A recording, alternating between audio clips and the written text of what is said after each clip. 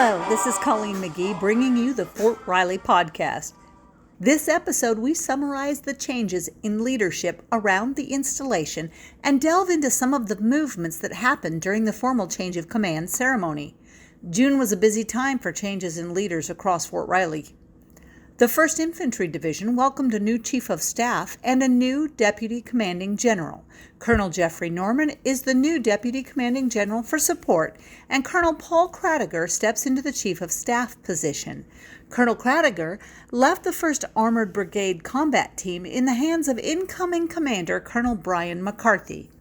The 1st Infantry Division Artillery Brigade is now under the command of Colonel Richard Ikenna, who is taking over for outgoing Commander Colonel Timothy Mungy.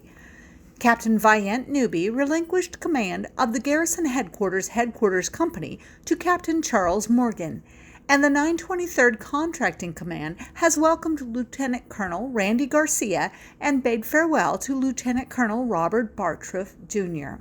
Change of commands are rooted in history, and the ceremony elements in use today date back to the 18th century and the Continental Army. Some reports credit Roman legions from the 1st century for the idea of passing the baton as the benchmark upon which passing the colors was built. It was the Continental Army who developed flags with color arrangements and symbols unique to each unit as a rallying point and reminder of allegiance to their leaders during battle. The passing of the flags, guidons as we call them, contains several elements that signify the exchange from one leader to another.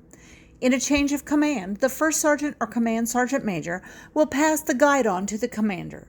The 1st Sergeant and Command Sergeant Major are considered the standard bearers, and there is somewhat of a double meaning in that statement, as the standard means the flag or guidon, and the senior non-commissioned officers are the ones who uphold the standards of service for the organization.